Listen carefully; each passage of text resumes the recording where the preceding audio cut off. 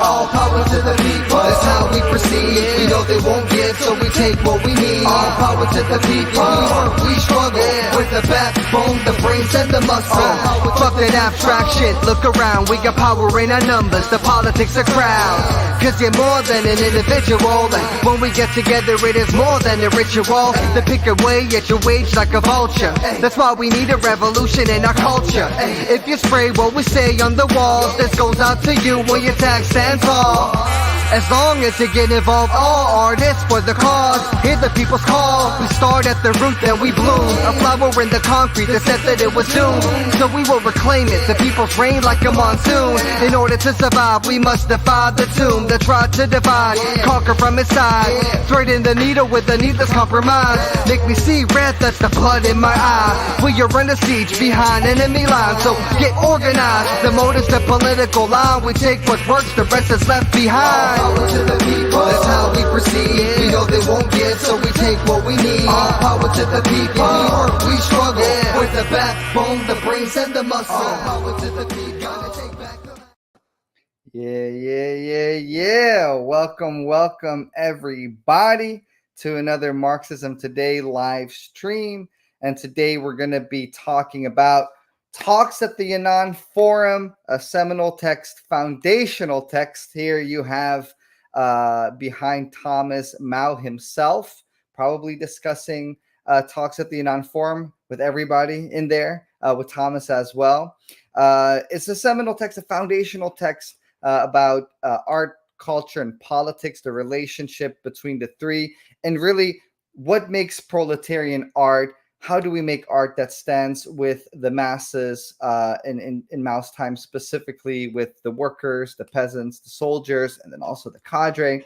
How do we do that? You know, it's a complicated question. And then we, of course, face the similar question, not only as artists, but also art critics. And that's a big thing we're going to be talking about today.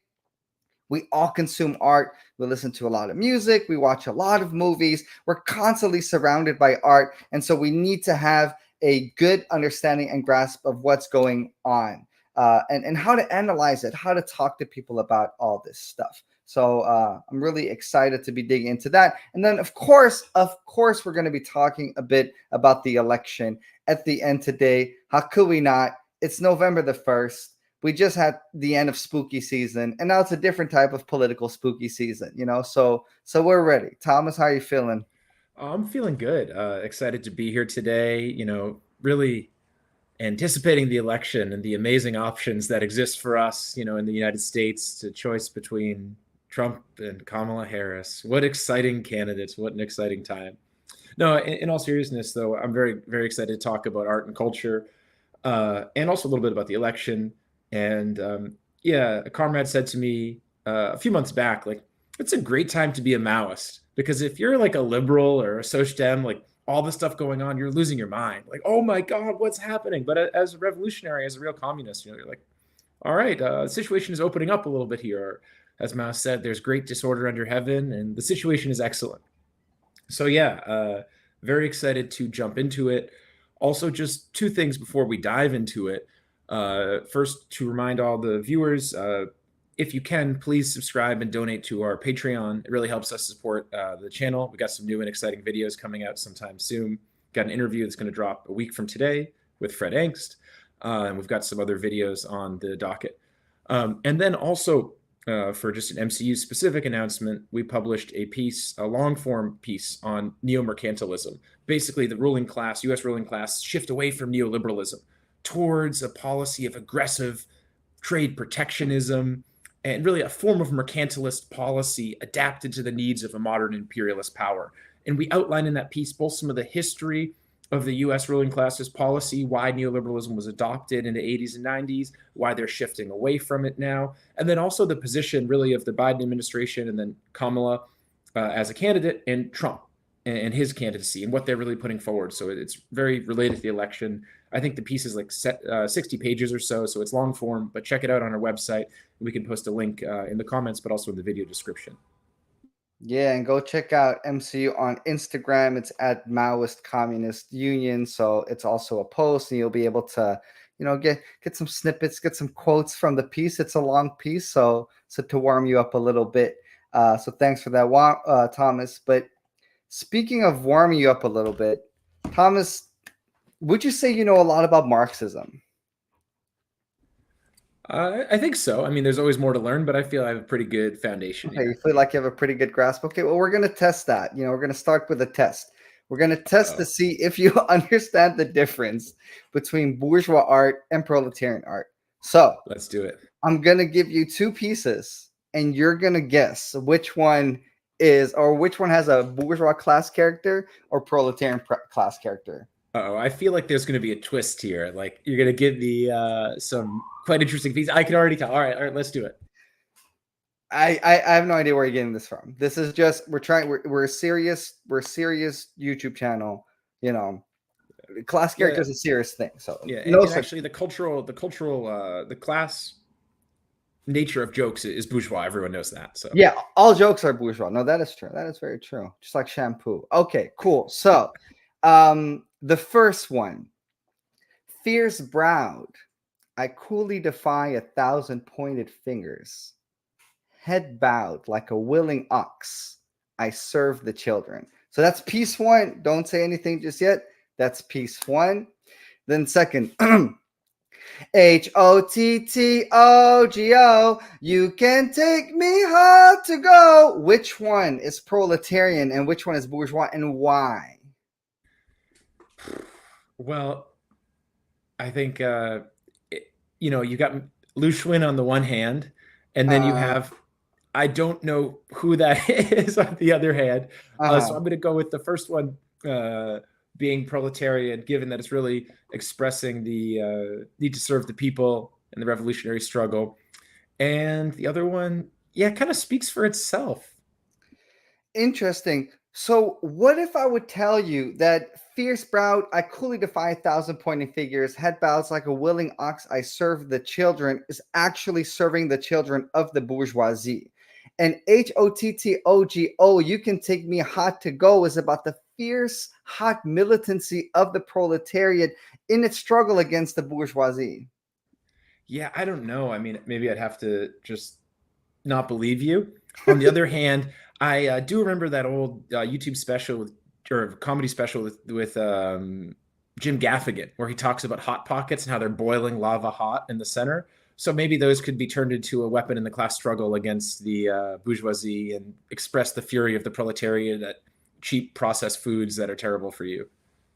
But Yeah. other than that, I would probably say that realistically, the way you just spelled that out is pretty revisionist.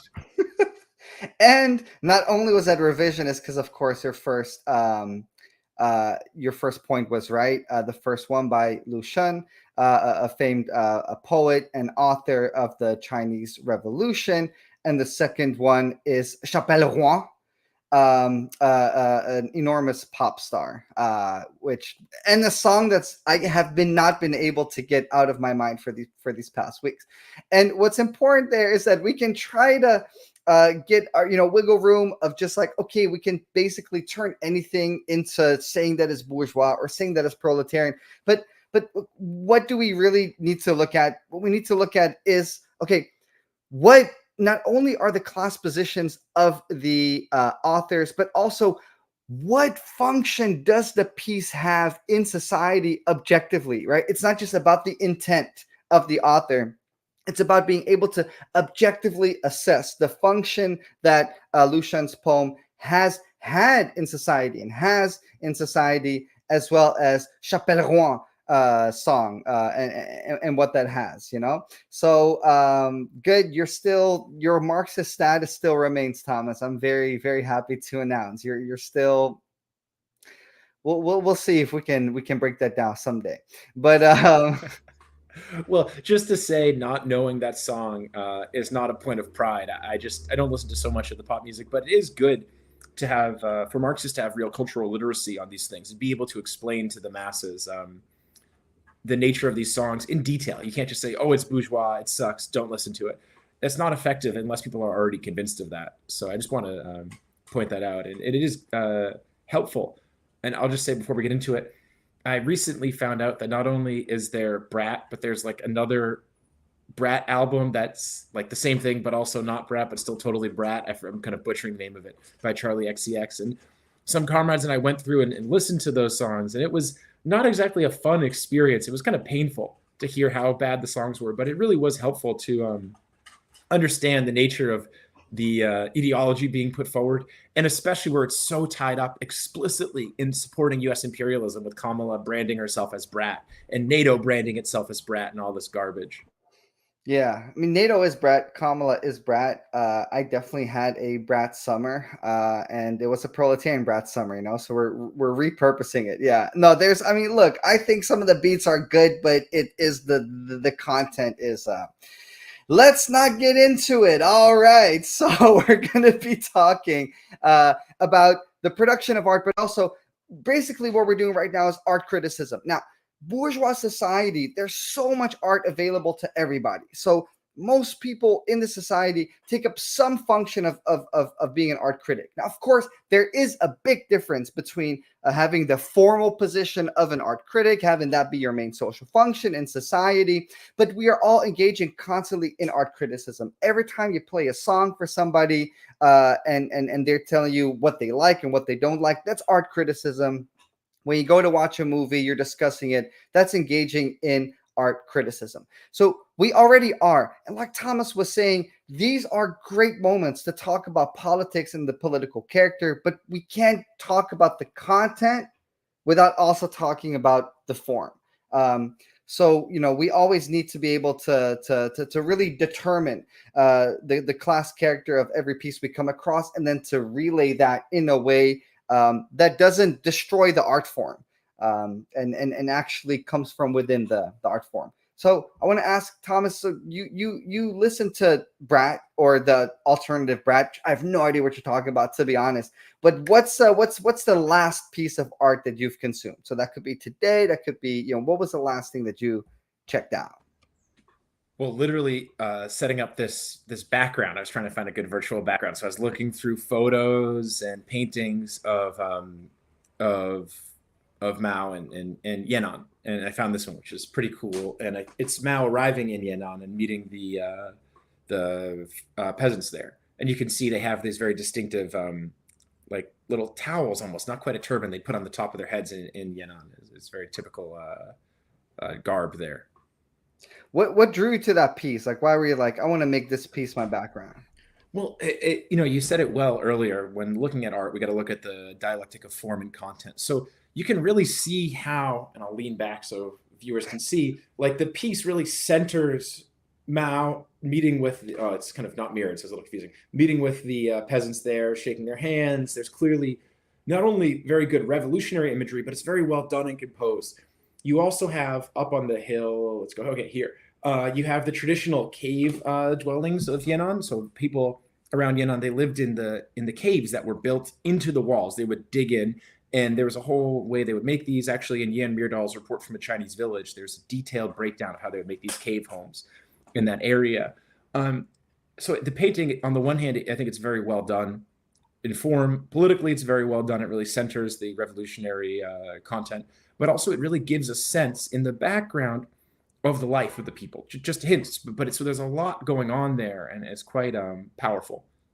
Yeah, there's so much to say about it. I think that's really well broken down. There's a lot of motion coming from the two. It's really these two forces meeting. On one hand, you have like the flag kind of waving on there, and then also the on their spears. You have, I know what if they have like little flags on their spears. So there's a nice unity through the color as well, signifying this meeting of forces in what must have been a very invigorating handshake. I don't think it was too hard. I think it was just like a little bit of motion, but the grip was firm in a unity of friendship there.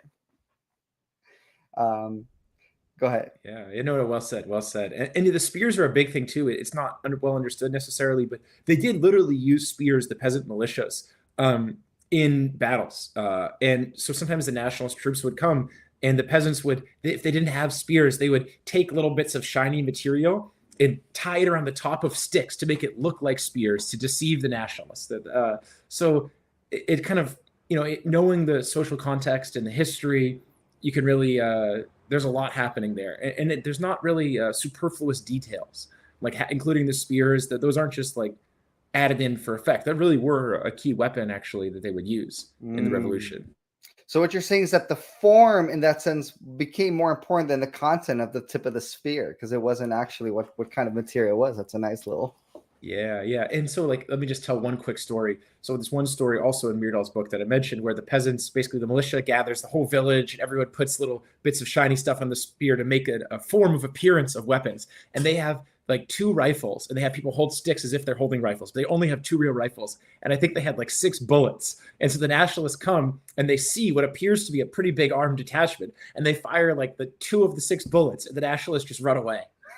So they were able to really, by understanding actually the form and how to create a form of appearance of a strong military force, even though they lacked it, deter the enemy. Yeah, and it's a great way to, analyzing art is a way of being able to analyze society and analyze life. It's one of the aspects of society, but it's one where through the sharpening understanding of the dialectic between form and content, we can apply it to other aspects of life as well. So it's, I think that's a really nice story to start us off. And, in talking about talks at the Yanan Forum, it's a piece from 1942. So we're in at the beginning of the rectification campaign of the Chinese Communist Party at the time, which we're going to dig a bit into about. But that piece holds so much value for us today in trying to understand these questions. And Mao breaks down these 5 aspects for artists and art critics: class stand. What class do you stand with? For us, do we stand with the working class or with the bourgeoisie? An attitude, meaning what do we praise and what do we oppose and how do we do it?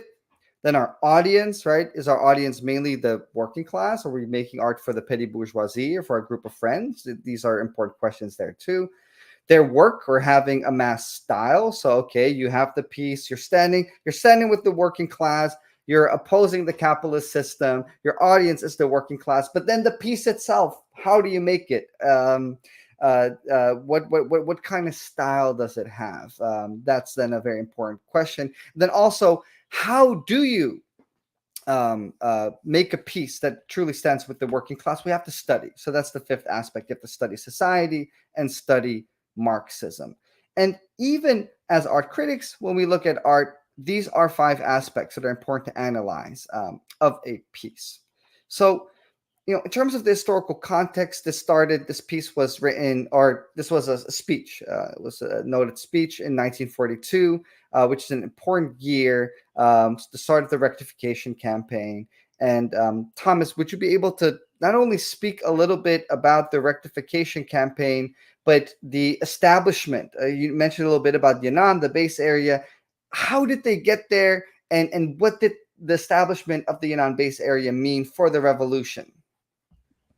Yeah, absolutely. I'll try to give a brief historical overview, but for those who haven't read about this or aren't so familiar, I'd highly recommend Edgar Snow's book, Red Star Over China, as well as a book called The Great Road, which is less read today, but is equally important, which is about the life of Zhu De, who was the leader of the Red Army and who was one of Mao's closest comrades in this period. And an American communist and journalist, Agnes Smedley, basically interviewed him. And the book is about his life, but it covers the Long March and everything else.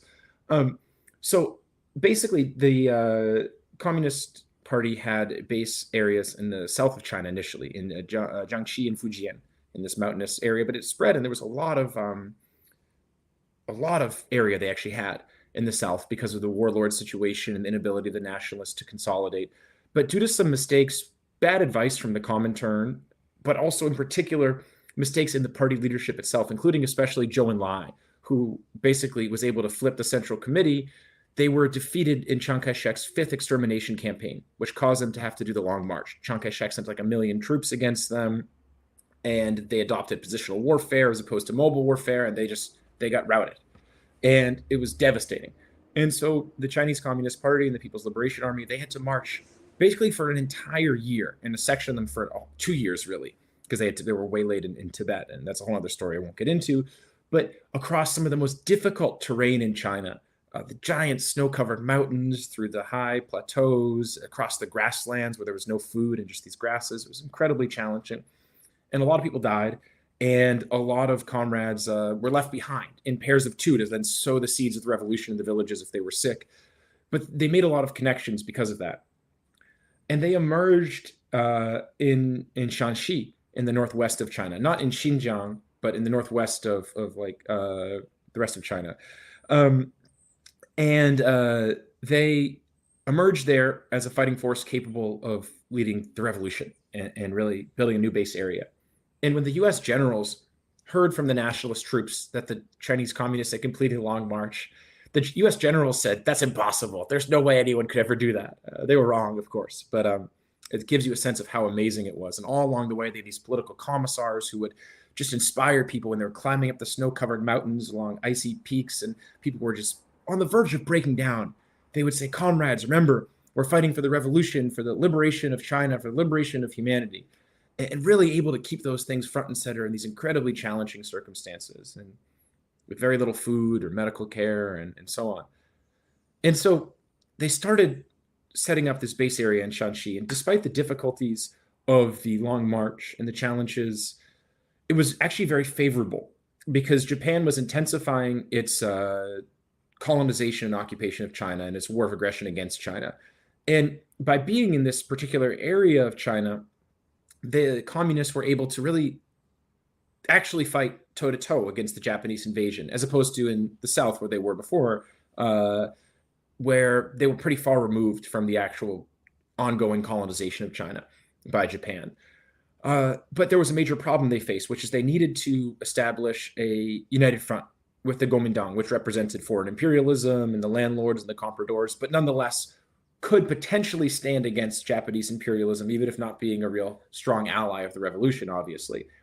And so there was a series of troops stationed around Yanan, led by the young marshal, who was Manchurian. And Chiang Kai-shek had instructed for him and his troops to not fight against the Japanese, but instead go kill the communists around Yanan. And him and his troops were so mad because Manchuria was their homeland, and they'd been forced to retreat from Manchuria down to fight other Chinese. And Zhou Enlai played a very good role here, despite having messed up and been a big reason for the long march. And he and others in Mao, and they worked so well to win over the young marshal and his troops to support the Second United Front. And Chiang Kai-shek got wind of that, and he came to near Yan'an and in Xi'an, the big city near there.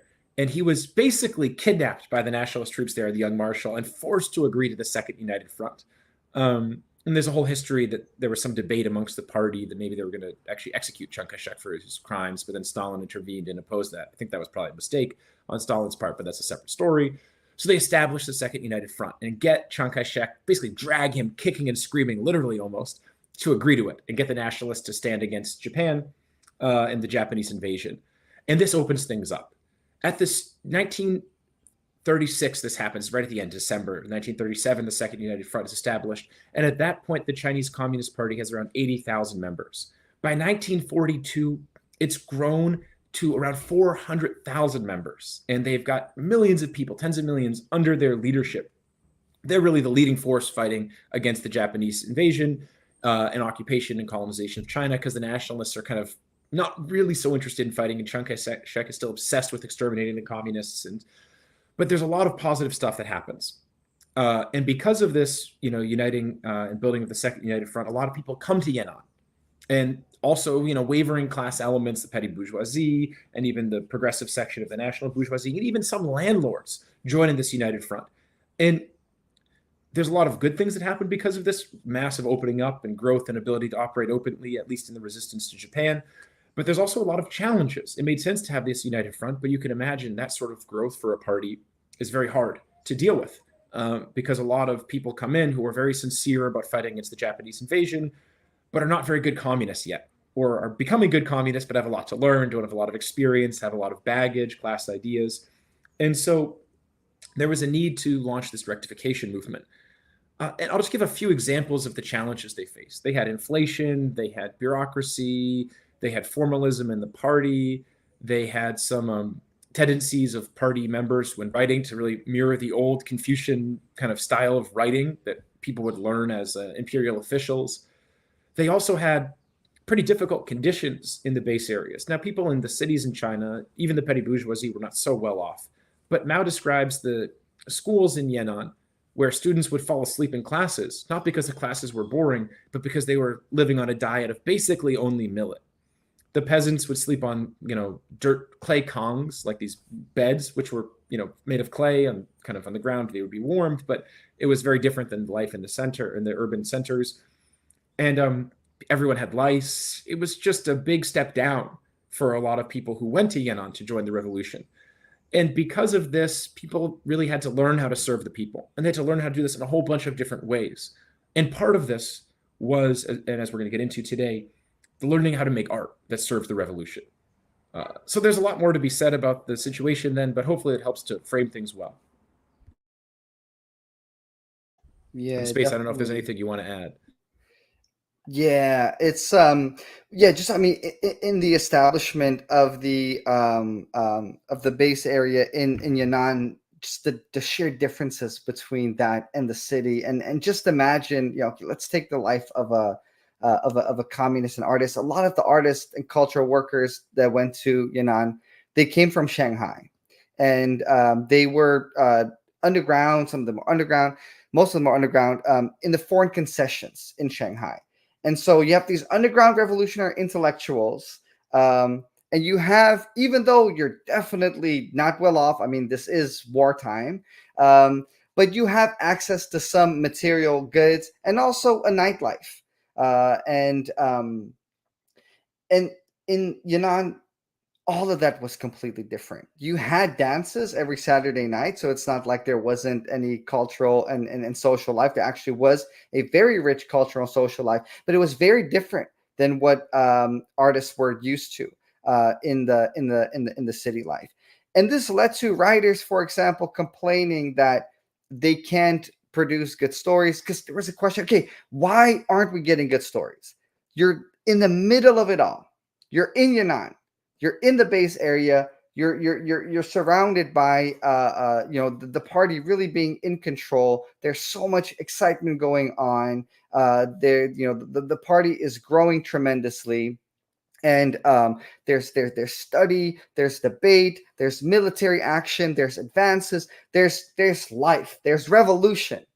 And so why wasn't there a lot of good art produced? These were the questions that communists were asking. And this was also a big impetus for Mao and talks at the Yanan Forum, because that was a material expression of all these issues that were ongoing in the party overall, but also in the sphere around the party, where, look, if people had been much more consolidated to a Marxist worldview, there would have been a lot more good art, good proletarian art produced. So that was one of the measures also, where they were able to see there's a lot of intervention that needed to be made, and artists saying that they can't produce good stories because there's no coffee and cigarettes doesn't really hold up. Are you going to get caffeine deprivation for not having regular coffee? Sure. Is that, or nicotine withdrawal? Of course. Is that something you can work through? Of course. That's not something that by definition would completely make it unable to produce good art. So there was a real reason for an intervention to be able to explore why good art hadn't been made. And that was part of this larger, exciting rectification campaign, where pretty much, not just the artists, everyone around them were just looking at all the errors that had been made, how to chart a good path forward, which was difficult. I mean, just imagine you're in pretty difficult material conditions, and then you got to study hard. You got to go through constant self-criticism, talk through all your own issues, talking through your internal contradictions in a pretty difficult position, and that leading to practical mistakes. And there needed to be a big push to really get people motivated and excited to do that. And Mao was really real about that. If you read talks at the Yanan Forum, and I'm going to read a couple of quotes today that I think are relevant. And so this quote right here Since the audience for our literature and art consists of workers, peasants, and soldiers, and of their cadres, the problem arises of understanding them and knowing them well. A great deal of work has to be done in order to understand them and know them well. To understand and know well all the different kinds of people and phenomena in the party, in government organizations, in the villages and factories, and in the 8th Route and New Fourth armies. Our writers and artists have their literary and art work to do, but their primary task is to understand people and know them well. In this regard, how have matters stood with our writers and artists? I would say they have been lacking in knowledge and understanding. They have been like a hero with no place to display his prowess. What does lacking in knowledge mean? Not knowing people well. The writers and artists do not have a good knowledge either of those whom they describe or of their audience. Indeed, they may hardly know them at all. They do not know the workers or peasants or soldiers well, and do not know the cadres well. And later, when he talks about what it means to take a class stand with the workers and the peasants, he's talking about an 8 to 10 year long process where you shuffle your feet to the side of workers and peasants. Now, imagine the year's 1938. You're risking your life traveling to Yanan, giving up the very little comforts you have to face the hardships and to serve the revolution with your art. You make it. It's 4 years later, and then Mao just goes, look, it's going to take you 8 to 10 years of shuffling to the side of the workers and the peasants. And it shows a realistic attitude to how long and difficult the road is of ideological remolding, of remolding one's worldview. Even in a base like Yanan, even in a base area like that, having already sacrificed so much, he was very open and honest and sharing how long this process would take. So then, of course, if we make a connection to our society filled with bourgeois decadence and people really struggling to adopt a proletarian worldview and struggle to become communists, and people have been working on stuff for years. We can take real inspiration from this, but also just a realistic world outlook of how long it'll take for us to really remold our ideological worldview. So let me ask you, based on that, because I think that's really, I mean, the text is amazing, and your analysis and breakdown is really helpful to think about. I think, people, given the subjective idealism in our society, think, okay, I decided I'm a communist, which means, I'm good now. And it's like, whoa, hold on. You got a long way to go. Even if you stand on the side of the people, even if you actively take part in their struggles, there's a lot of remolding that you have to go through. So, you make some pretty damn good music. So how do you go about this process? In particular, this process of really knowing the people, knowing the masses, because it's not like you're in Yanan, it's not so easy. There's not an active revolutionary movement going on in the US. There's some mass mobilizations, there's some protests, some strikes. But what's that process been like for you to really hone your, not only, and I guess I'm asking less about honing the form side of things, like less, I guess knowing the people helps you hone the form, less about like getting the technical side of the production right, and more about really getting a sense of what sort of music, both in form and content, will resonate with people and express their struggles and advance their struggles. Yeah, well, I appreciate the compliment on the music there, Thomas. And I'm also glad that you made that adjustment of, it takes an understanding of society and of the people and of the struggle to get the form right. But there is, of course, the technical side, making music. You got to learn how to mix and master and record stuff well.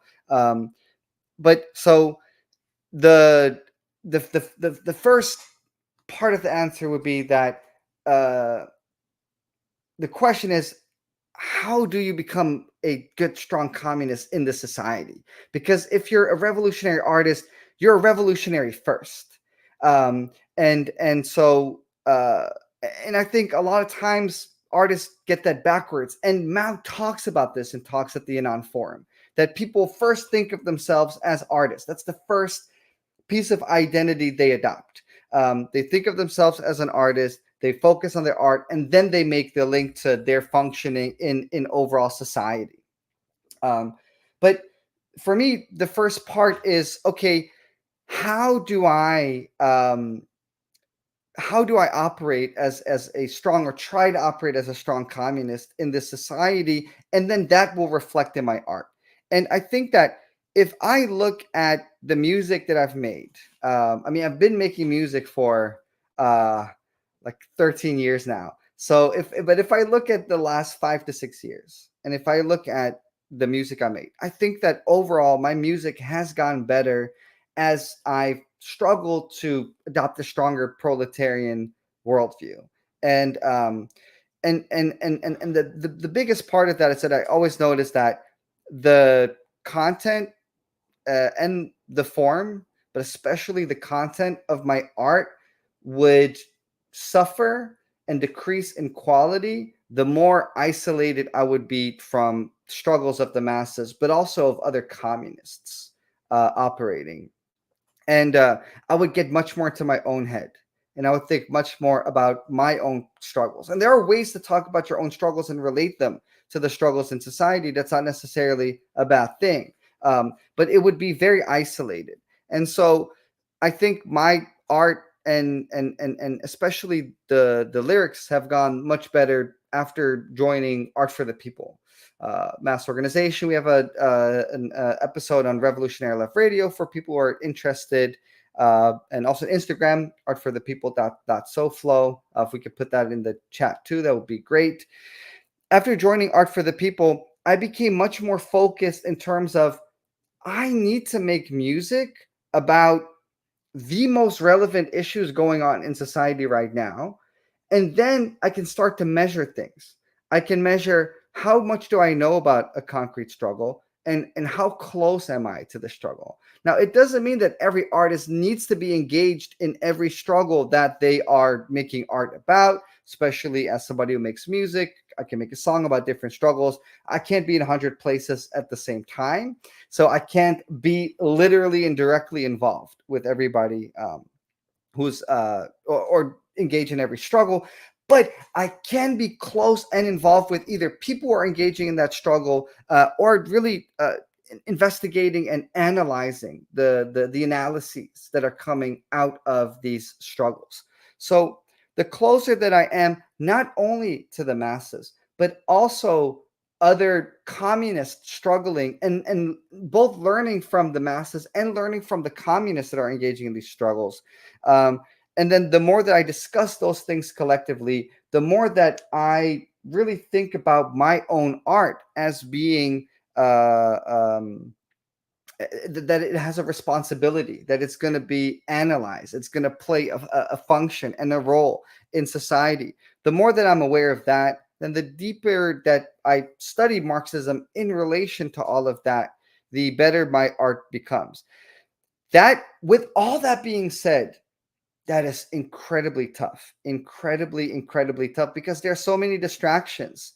And especially as an artist now, you need to continuously put out so much content and so many things that have nothing to do with your art. So it is very easy to get distracted. It's hard to stay focused. But if you have some solid comrades around you, if you continue to deepen and sharpen your understanding of Marxism, and if you not only take part of the struggles, but also draw inspiration from the struggles that are ongoing, by giving your heart to them, you will be able to stay grounded. But that is an ongoing struggle. It makes sense that's an ongoing struggle for us today, because it was an ongoing struggle for artists in Yanan at the time.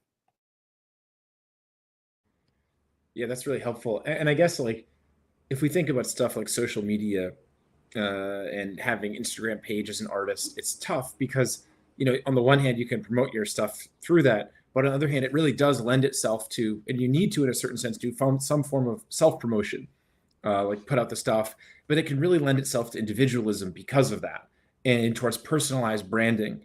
And when the dominant ideology of what art should be is really an expression of your deepest personal feelings, emotions, struggles, etc., even amongst leftist artists, that's often the understanding of what it should be, then it can really get caught up in that, and really become a lot less about the people and more about your own stuff. And like you said, there's a way to talk about your own struggles in art that isn't just bourgeois individualism or petty bourgeois narcissism. But it's very easy to fall into those traps, especially with all this postmodern ideology that gets framed as quite radical, even. Yeah, and this is it's so important to emphasize that these problems that artists are facing, even though the form is different and social media is definitely an intensification of some of these struggles. Mao said about writers in Yanan that they were more worried about literature of their own making than helping the masses develop their own art or raising artistic standards based on already existing art. And as a matter of fact, that was one of his main interventions, really, in Yanan. Because some of these other topics, like, for example, subject matter, what do we make art about? There were many discussions about that. But this idea of how do we unite with the art that the masses are already making? How do we sharpen it? How do we raise the standards? That was something that was hugely missing and lacking. It was one of the main interventions in the talks at the Yanan Forum. So I know you have some more remarks prepared, but I want to ask you a question about this in particular, Yes. because it's such a different thing. And this is based on some stuff you said in the Rev Left episode and that we've talked about over the years. But, it's such a different cultural environment today. I remember one time you told me, and this just clicked when you said it. Okay, like in China, if you came through with a theater group and you did a play in a village, that might be like the only cultural production for the next 6 months there. Maybe the only play people have ever seen in their lives. And so, you didn't have much competition culturally for the masses' interest and attention. I mean, there would be some stuff, but it wasn't like people were on their phones for hours a day consuming culture. So given both the saturation culturally, but also the complexity and even sophistication of like the cultural sophistication of the masses when they're consuming culture, even bourgeois art, that's very kind of complex in its form, is going to be much higher. What sort of both opportunities and challenges does that present for communist artists today? Yeah, because if you look at Yanan at the time, it was hard getting pieces out there. Like, even with the things that they produced, how do we get this stuff read in all of China? How do we get this stuff read in the whole world?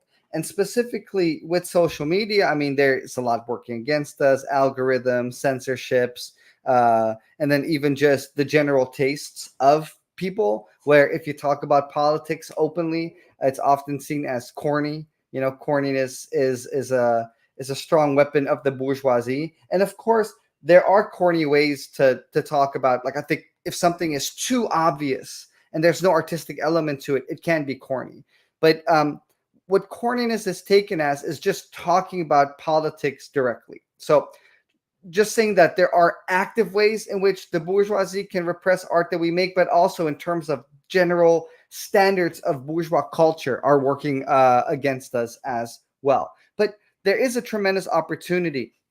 And just to really drive this point home, if we look at a director from the Soviet Union, Dziga Vertov, one of Dziga Vertov's main missions was to produce a movie with sound. And that was like one of his big, wow, if we can beat other countries and have a movie with sound, it's going to be incredible. Can you imagine having a movie with Lenin speaking directly to you? And being able to set that up, and it really shows the power of an art form like film. And most of what is popularly consumed on social media now is videos, is real. So clearly that's an extension of film. It's a combination of image and sound, and the ideological effect that something as simple as the combination of image and sound can produce in us, in the directness where it's able to replicate life and give direction to ideology, to ideas, is incredible. It's deeply profound. But we're so saturated with this. We're like, yeah, of course this thing exists. But communists didn't always have access to it. and even in China, I mean, the in Yanan, they weren't able to produce film. They were lucky in Manchuria. The Japanese, when they had left behind a whole bunch of high quality film studios that they were able to still use. But even then, it was tough. You needed access to film even after the seizure of state power. So all to say is that in terms of how easy it is for us to produce high quality art is astounding.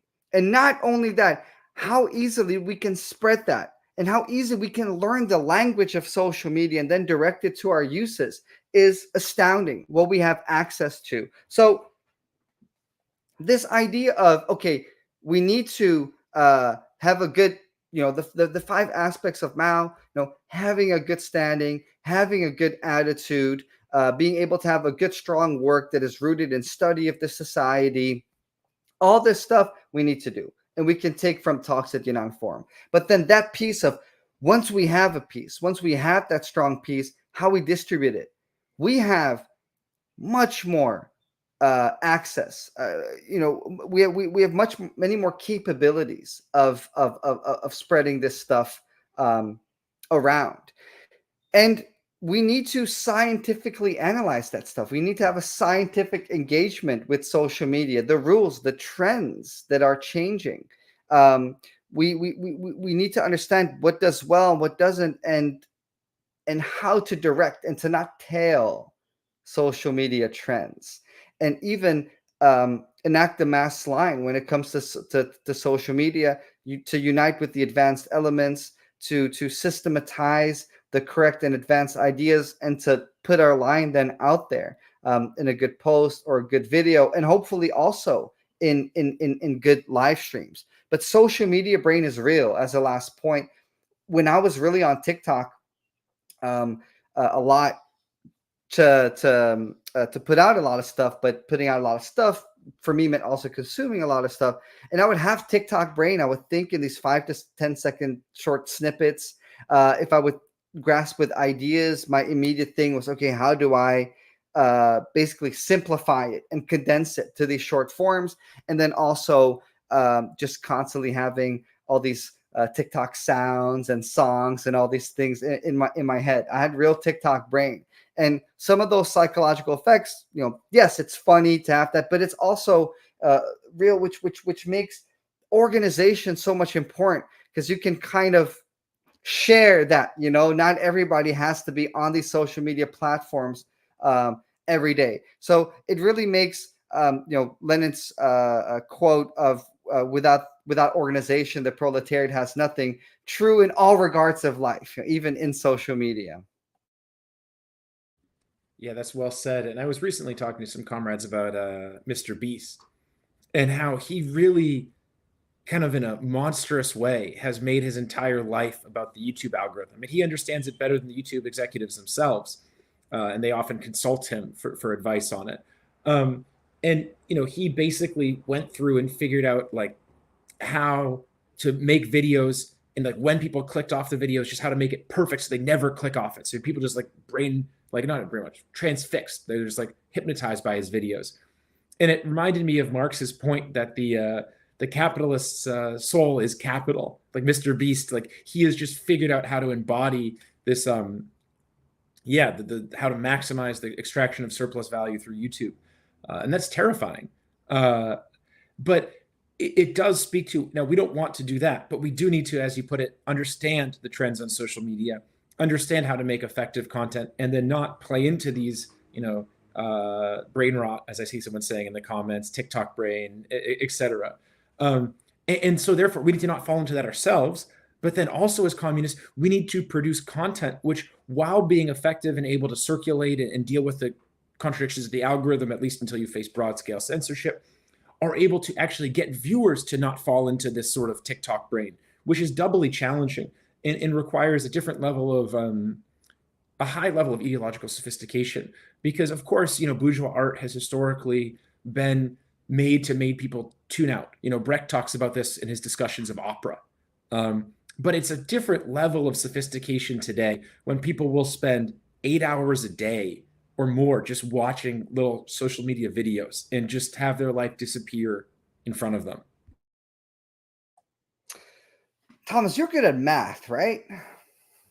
I have an elementary understanding of foundational mathematics. How's that? I wouldn't say I'm good at math. So let's say if somebody would watch 12-second reels for 8 hours long, how many reels does a person watch in a day? Well, so for those who don't know, I used to be an aspiring physicist, but there's a thing mathematicians say when you ask them about arithmetic. They go, I do math. I'm not good at arithmetic. And so I'm going to use that answer. But what? So 8 hours, 12 seconds, 5 a minute. Yeah, I'm not going to do the arithmetic, but someone can. Yeah, if somebody has the right answers, please put that in the comment, and then we can capture just how many reels people watch a day, which also shows how difficult it is to really break through that. But that is the social conditions in which we're working in, and for that reason, it's easy to discount lessons from talks at the Yanan Forum, because you can say that, well, it was just such a different time, but even in terms of what do we make reels about and what do we put in them, we can ask the 5 basic questions, and we can ask about our class stand, we can ask about the audience. Who are we making this for? What is our attitude? Should we oppose things in this reel, or should we unite with something positive? And then what should the style be? Should it be part of a trend? But then how do we not unite with the backwards elements of different trends? But how do we grab somebody's attention? And then do we have a sufficient grasp ideologically and theoretically of what we're making a reel about? And so those pieces, every time that I read the talks, it's really illuminating in that sense, just about how to be a communist in today's cultural and social media landscape. And so I know that there's a lot that we wanted to cover. We can talk more about different aspects of talks at the Yanan Forum a different time. Also, let us know in the comments whether y'all like topics like this. We try to switch things up, talk about the election, some Marxist concepts, but also talking about some aspects of art and culture, infuse it with a bit of history as well. And it might be good to tackle some questions from the chat to see what kind of questions this discussion so far has sparked.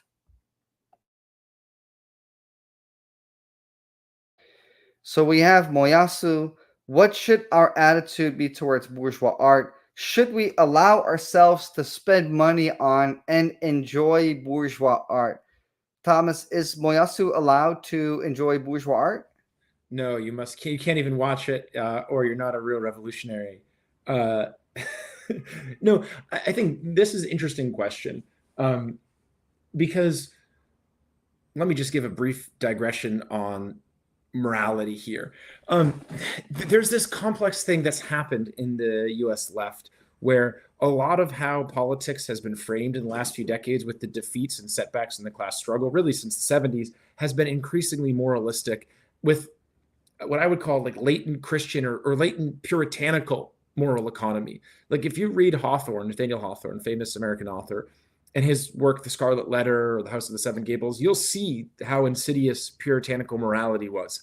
And you'll see a lot of that actually in our current society. And right beneath the surface, where people have given up hope on changing society and therefore seek to moralize individual actions. You see this most concentrated in anarchist lifestyle politics, where people are like, if you're not dumpster diving and living a totally waste-free life, then you're just scum and people are dying because of you, and so on.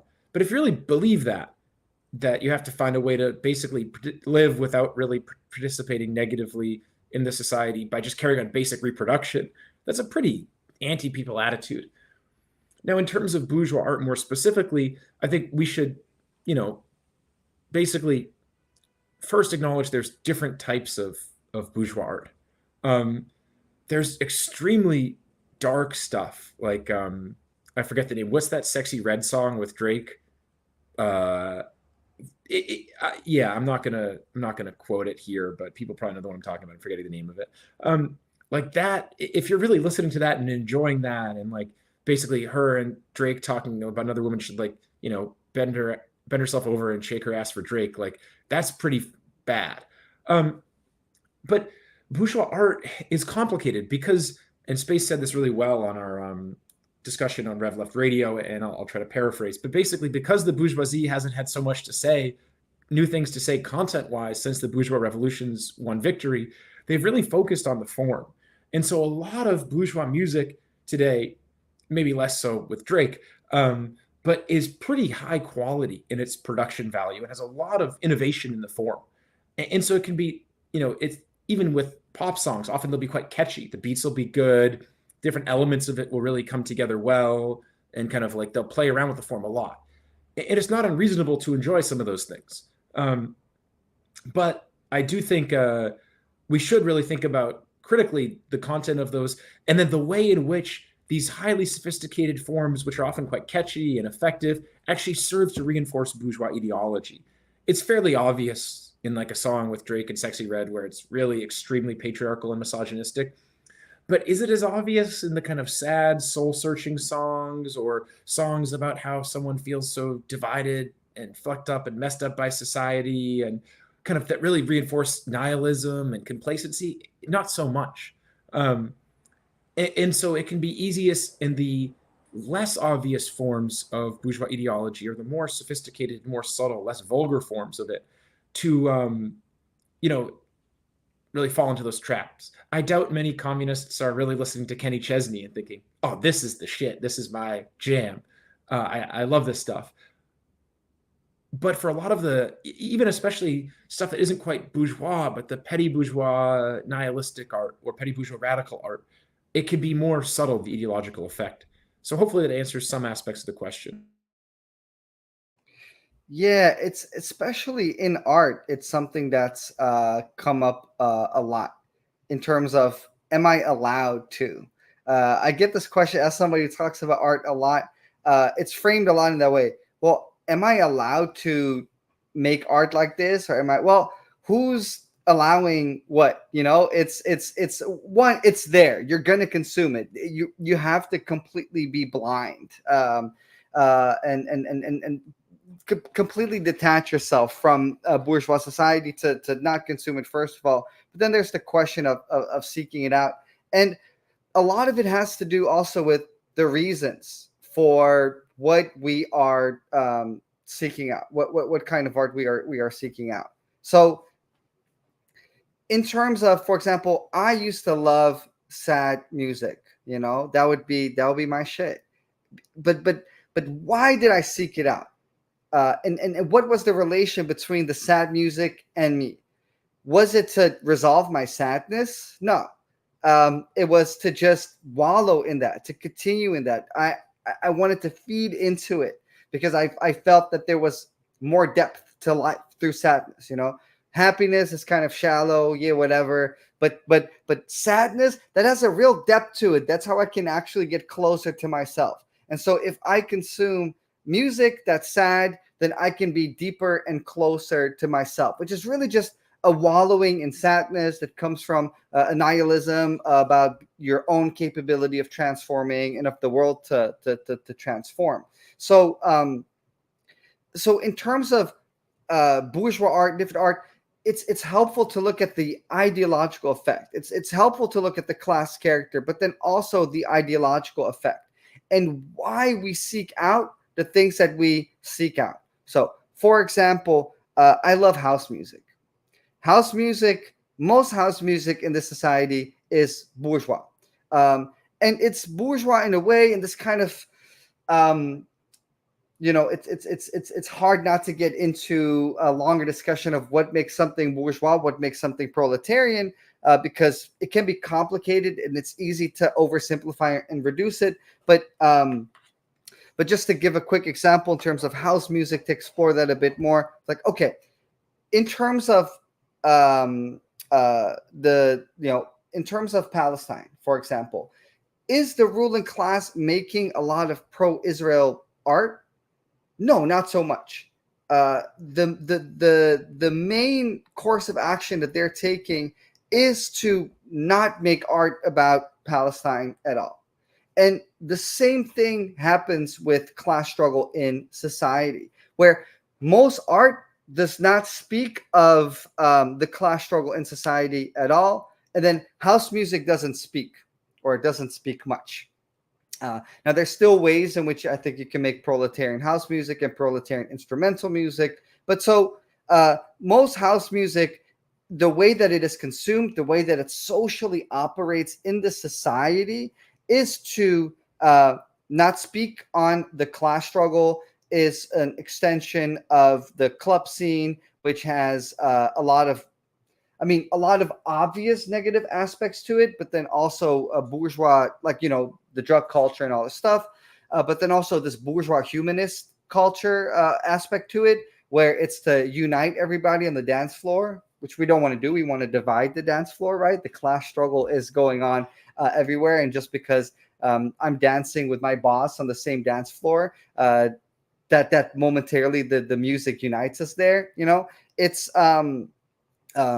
it's not a good way to approach classes in society and the relation of music to this.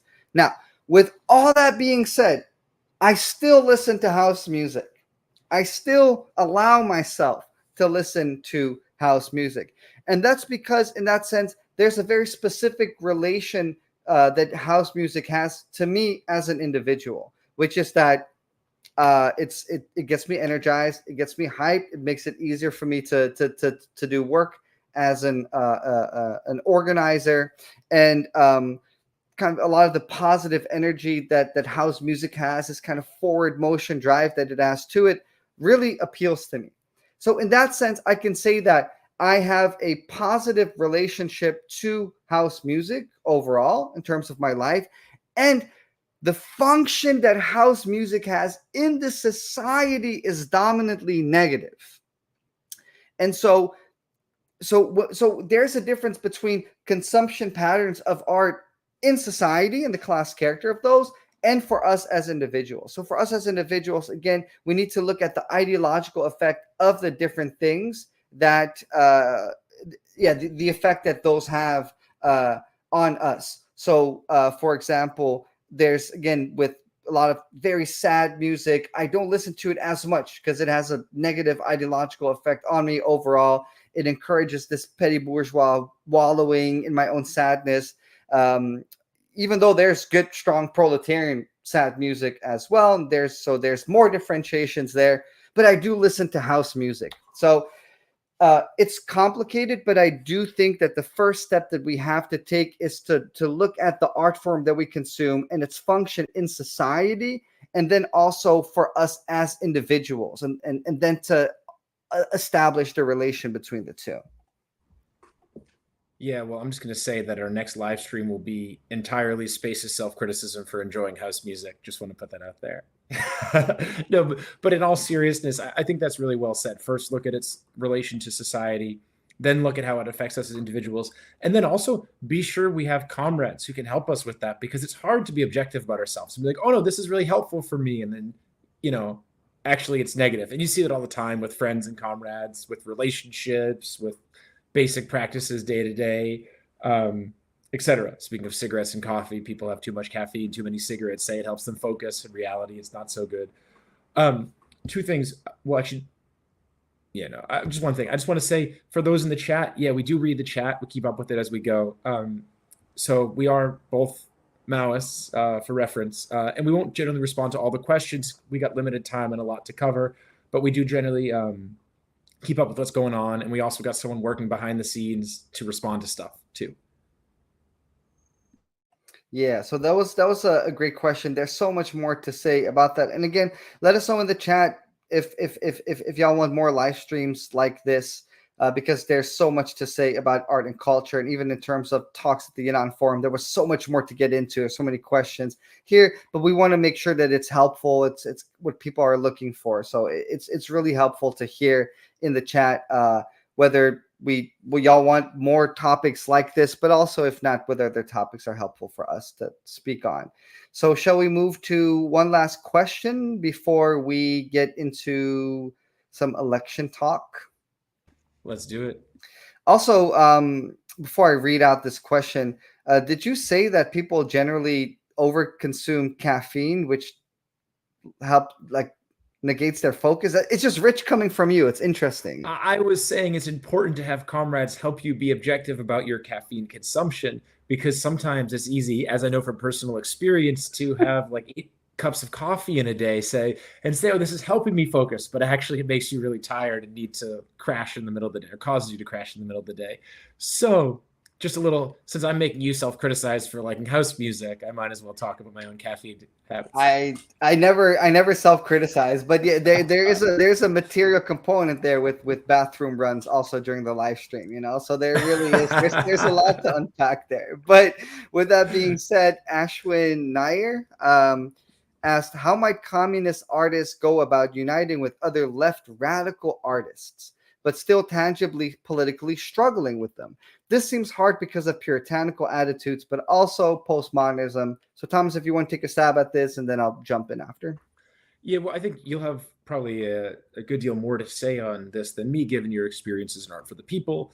But I'll just say, like, on a very simple level, you have to be able to really unite with the positive in the art they're putting forward, but also really understand art.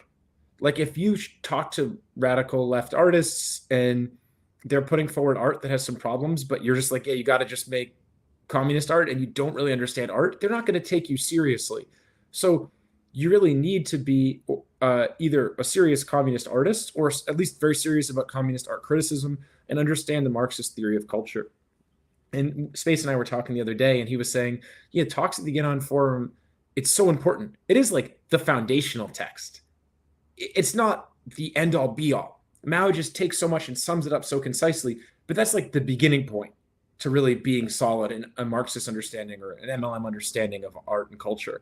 So we have to have a lot more and really be able to get into the nitty-gritty of these debates. And I know you've mentioned that in Art for the People, there's like a big discussion. People are really interested historically in this question of like music without lyrics as class content. You kind of referred to that with house music and so on.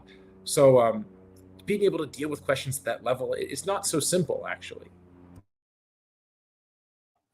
Yeah, it's and art has, it continues to evolve as well, and there's a lot of strange art in our society today, and but a lot of the ideas are the same, and in that sense also looking at what Mao was struggling against, and some of the ideas there, and the deep individualism and how we struggled against that.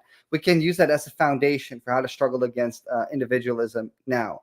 But so when we talk about artists and the difference between communist artists and progressive artists, there's a lot to be said there. And so in terms of how to connect with them, well, first, what are the points of unity there? What are we trying to do together? So, for example, in Art for the People, the points of unity are anti-capitalism, but there are a couple of points. So, for example, one of the points of unity is there's no art for art's sake. Now, even just that point, that all art has a class character, all art plays a role in the overall context of class struggle in society. Even just that point, a lot of artists might nominally agree, but not take it all the way to its logical conclusion or apply it to their own art. So it's about struggling for some of those points of unity. Or, for example, that art should serve the people and not just the artist. Another point of unity, or that art should not speak for itself. All those are pretty big ideas that most artists in the society do not hold, or about their own ideas.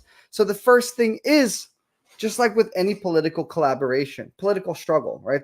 Unity, struggle, unity. You start from a place of unity, you struggle for a higher level of unity, and then you attain that, hopefully, if all goes well, even if it's just a smaller bit extra. And so that concept there is incredibly important, and it's no different with artists. And look, artists are in a weird position right now, where on the one hand, we are still dealing with the era of romanticism. Artists just need to wait for their muse. There's no way for the for the world to understand that the art the artist makes, the artist is not understandable. It's really just this mystical force, almost this religious mystical force. So is impossible to understand. At the same time, the artist is a business. And needs to market themselves. And most artists don't have their own theme. So there's a direct contradiction there, because if you need to commodify yourself, well, people need to understand what they're buying. So you can't be a mystical, not understandable force and a commodity. Of course, the mystery can be the commodity that is possible there, but you need to be smart in the way that you're going about it. So to get artists to just first see the position that they are objectively taking up in the society and their art, that is the first leap. And that alone is a tremendous leap. And I think looking at political struggles and getting artists to feel a responsibility is important, because most artists are deeply nihilistic. Most people in society are deeply nihilistic, and they just can't see how they could have any responsibility in this society over anything that's happening. So if you relate artists to struggles that are ongoing in this society currently, and to then see, okay, now what's the relationship between your art and that struggle currently? That link, once artists see that, that opens up a whole host of questions through which you're really able to look at the class character of the art. So there is also a lot more to be said there, but it's really important to wage the political struggle with artists, to build a clear set of political unity, to then further, engage in some kind of collective political action from. But I think that's all the time we have for questions right now. I know that there's many more questions asked in the chat. I think it would be great to do another live stream of this kind. It looks like there's a lot more that we need to get to. But let's take the last 20 minutes to go over some of the craziness of the election. Thomas, I think everything is fine. I think everything is normal. I think the ruling class is having a totally fine and normal time. What do you think? Yeah, just living that brat summer. The transition from brat to wine drunk mom that Kamala has carried out so effectively is really a model for us all. Yeah, it's a crazy time. Honestly, it really is. I mean, we've got this, U.S.-Israeli war, or wars in the Middle East, the genocide in Gaza, the escalation in Lebanon. I guess the U.S. ambassador to Lebanon is telling, right-wing and fascist forces there they need to have an uprising, which kind of repeating what Condoleezza Rice and the Bush administration wanted to do in 2006. And we'll get into some of this in a second. But no, actually, let me just step back. We'll get into it now. Let's just go through. Okay, so some weird stuff is happening, and I was thinking about this the other day, which is like, if you're a liberal in the United States, you live in an insane bubble. And I'll give an example. So Trump has this rally at Madison Square Garden. Now, Trump's a reactionary. He's narcissist, a self-promoter. He's having a rally at the biggest venue in New York City. He's a New York guy, New York construction mogul. Suddenly, the media starts talking about how this is a Nazi rally, and how Trump, by having a rally in Madison Square Garden, is making a reference to the 1939 pro-Hitler rally. And I was like, I'm looking at this, I'm like, what? What are they talking about? He's just showing that he can do a big rally in a blue state, in a blue city, and get a lot of people.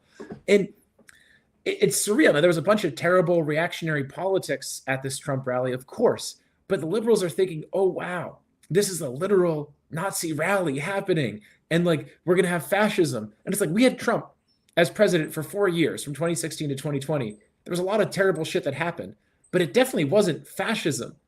And so it's kind of like, wow, what's going on with liberals and their understanding of the world? It's getting even more delusional than it normally would be. And I think that speaks to the need. The Democrats really don't have anything exciting to sell their liberal base. The economy is shit. The country's involved in a bunch of wars. They can't really push too much of the left liberal social justice politics because it alienates the kind of middle of the road independents. So really they have to say, we're not Donald Trump. Trump's a threat to democracy, and we're going to have fascism. And, then they've got to really over exaggerate that threat to the craziest degree. And a great example of this is just this whole thing around this reactionary comedian, Tony Hinchcliffe, I don't know how to say his name, whatever. But he, I don't know, I think we can imagine how, so for those who don't know, he got up and basically opened up the rally and said a bunch of stupid reactionary jokes, including some comments about Puerto Rico and so on. He called Puerto Rico like a floating garbage heap or something terrible like that. Now, I think we can see pretty clearly how he got to that Trump rally, which is that Trump watched the roast of Tom Brady, which was, I guess, a big Netflix special with like 25 million views. Trump thought this guy was funny, and he was like, oh, I want to get him at the rally. And then he goes up there and makes a bunch of stupid jokes and offends a key voter demographic for Trump.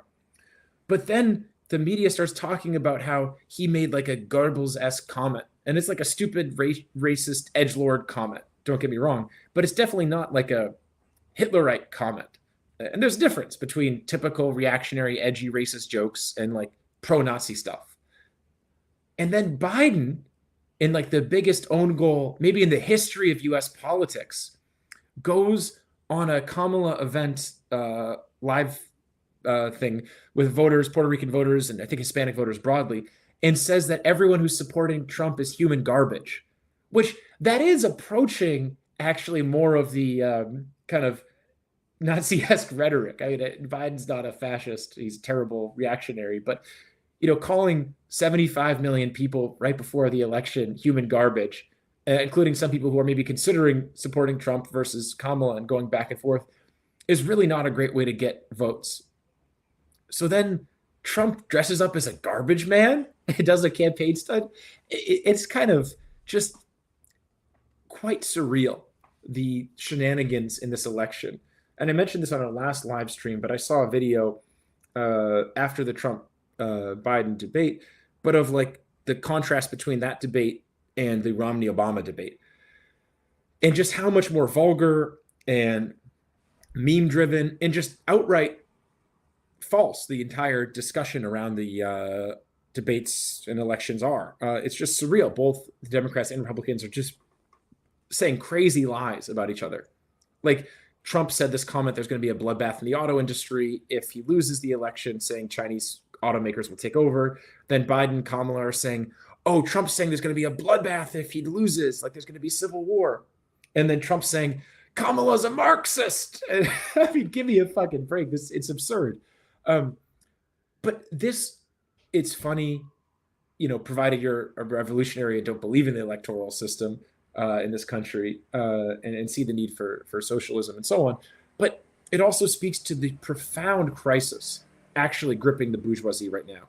And at least at present, the Republicans have basically found a more coherent way, and this may not last long, but with the MAGA movement and all this stuff, to articulate a political vision capable of inspiring a subsection of the population and keeping them consolidated to supporting the Republican Party and bourgeois politics more broadly through this right-wing populism and J.D. Vance and Trump going on about defending American workers and so on, which is different than what Romney said, very different actually in a lot of ways, or even what Bush said.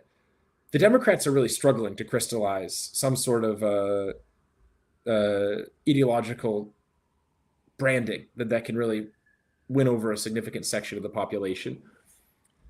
And even the stuff that Trump has done, it's not so sustainable because he's got to deliver not just the normal way politicians promise to deliver on campaign promises and don't, but a whole bunch of different things that are unlikely to be feasible.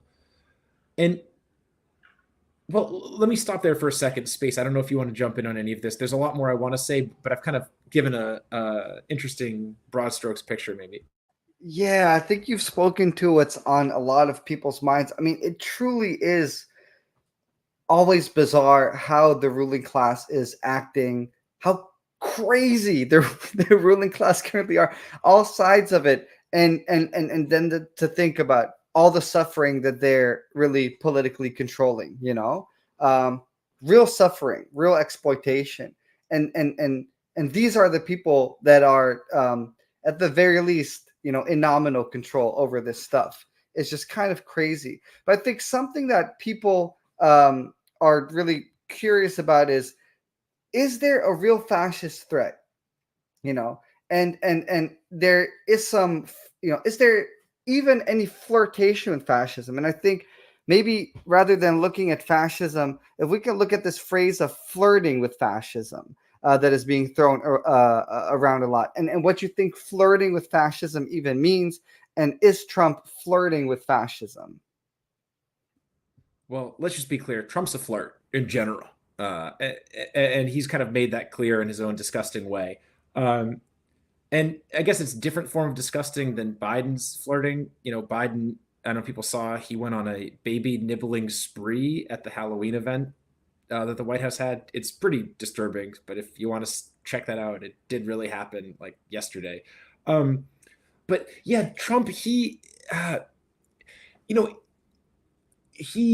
from the beginning of his campaign did little homages to fascist stuff and little kind of hints that he was supportive of that sort of right-wing politics, just like he's been flirting with the Christian right. And there's an argument to be made that some of the right-wing evangelical movement is fascist. Chris Hedges does that in his book on the right-wing evangelicals. It is debatable. But I think we can say squarely that overall the U.S. ruling class right now is not looking to transition in the immediate short term or even the medium term to a fascist form of class rule. And again, if we take the definition from the Comintern, Dimitrov summed it up well. Fascism is the open terrorist dictatorship of the most reactionary section of the monopoly capitalist class. This means no protests. This means, people who are communist are locked up and thrown in jail across the board. This means you can't organize strikes or, meetings of revolutionaries. We're not there. There's a lot of repression, and there's intensifying repression by both parties.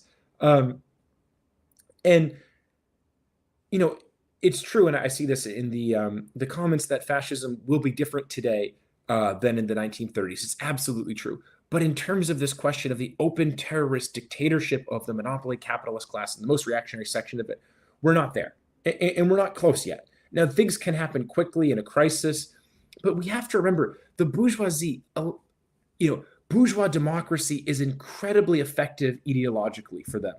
It allows them to carry on their form of class dictatorship while giving a wide section of the population the illusion that they're free. And so the bourgeoisie generally resorts to open fascist policies and really an adoption of a fascist form of class rule when they're in a deep crisis and see this as the only way out. And generally, there's a violent struggle between different sections of the bourgeoisie to impose this form of class rule. And so in that sense, we're not seeing things approaching that right now in the short term.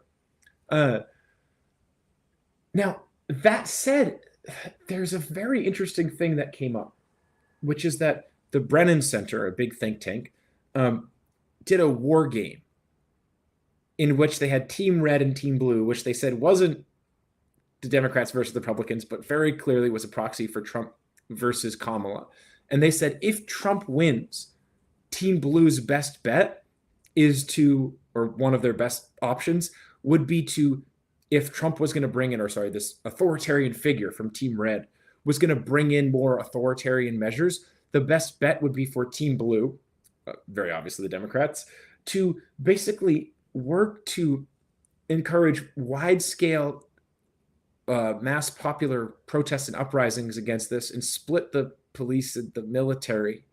And I'd encourage people to check out this report from the Brennan Center on this. It's quite surreal that the Democratic Party and the sections of the bourgeoisie closely aligned with them would be seriously like wargaming this sort of scenario. Like if Trump did come to power and if he really did try to, change the country and get rid of democracy, that the sections of the bourgeoisie would work to split the military and police. I mean, I think if they really did want to do that, they could try, but they don't really deal with the fact of how big of a risk that would be to them. Because if you're dealing with that sort of popular upheavals, there's a very big chance that revolutionary forces can emerge and grow rapidly in that sort of change. I don't want to get too much into that. It's a bigger topic for discussion, but I'd really encourage people to check it out because the contradictions amongst the ruling class are intensifying. And you don't have 2 assassination attempts on someone running for president without that sort of sharpening of the contradictions amongst the ruling class. It's not just at an ideological level. It concerns very real and definite policy debate amongst the ruling class. And it's less so about domestic policy. There's some degree of broad agreement on a lot of things. And this can be seen, for example, in how Kamala has basically snagged a bunch of Trump's campaign promises, like no taxes on tips, how Biden kept a lot of Trump's policies in place and even expanded upon them. But there's a few major disagreements. One is how sharply to encourage or force U.S. corporations out of China, where Trump wants to be much more aggressive. And Biden and Kamala, Biden, who knows what he wants? He's a potato at this point. But Kamala wants to, and her team, again, she's not really that much in charge, as people can probably see whenever she makes a speech, but want to, in the section of the bourgeoisie aligned with her, they want to kind of move a subsection of U.S. production out of China, but keep most there. But then also Trump wants to do, and this is really the closest thing you could call to a fascist policy that Trump's really talking about, although it's, I think, well within the scope of repression that's carried out in bourgeois democracy, which is a very repressive system. He wants to carry out large-scale deportations of undocumented people and migrants. Now, I say migrants because some subsection of the immigrant population has documents which fall short of official legal citizenship status or even green card status. And they would probably be deported under Trump's plan too. And I say this is kind of like, this is large-scale repression, potentially kicking out millions of people out of the country. But the reason I'm saying it's still within the scope of bourgeois democracy is there is a very negative trend in the US left and in even Marxist circles to label all forms of repressive measures taken under bourgeois class rule as fascist. And the implication logically is that repression is fascist. But repression is an inherent and inextricable part of the system of bourgeois dictatorship, which exists both under bourgeois democracy and under fascism. And so by labeling all forms of repression as fascist, we basically argue that bourgeois democracy doesn't involve repression, which is very dangerous and leads to the growth of all sorts of social democratic illusions. So with all that being said, I think there's some flirtation with fascism. And there's also flirtation with fascism on the Biden and Kamala side, where they're kind of flirting with the side of the bourgeoisie that wants to use a kind of more technocratic form of fascism and bring in, we've seen this with the massive expansion of surveillance, with Obama's signing of the 2011 National Defense Authorization Act, which allows the military to indefinitely detain any U.S. citizen with no due process for forever, including putting you in Guantanamo Bay. So there's different kind of flirtation by both Trump and by Kamala, but I still think we're a long ways from fascism. So, and I know we're wrapping up soon, but just one quick question. So with the war games, does that mean that communists will be on the barricades alongside of Kamala Harris since they'll be fighting the same forces?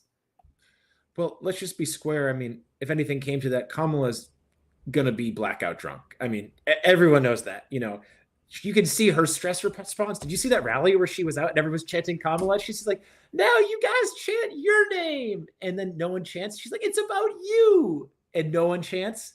And she just starts laughing, cackling. She's hammered already. The stress of the campaign is too much for her. If there was like a major civil war, yeah, she would. Yeah.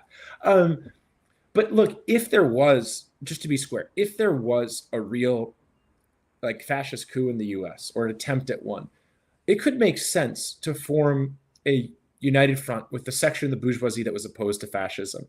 I don't think that section of the bourgeoisie would ever be on the barricades. But that united front would have to seriously, it would be, first of all, a struggle front against the bourgeoisie, and it would require a serious study on the part of communists of the mistakes of the Popular Front and the ways in which and it's very clear to see under Browderism in the US. But the Popular Front policy broadly during the Second World War tended to lead communists towards losing their independence of initiative and tailing behind the bourgeoisie in the struggle against fascism, and led to tremendous setbacks.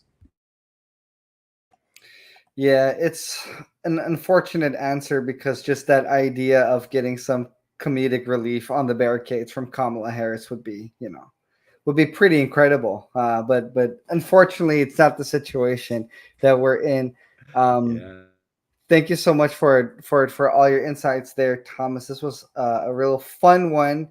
We I see in the comments that there's a lot more questions about art and culture, more specifically about things like house music, jazz. I think it could be pretty cool to do a deep dive into a musical genre and to just really uncover a lot of the class character to speak about this stuff.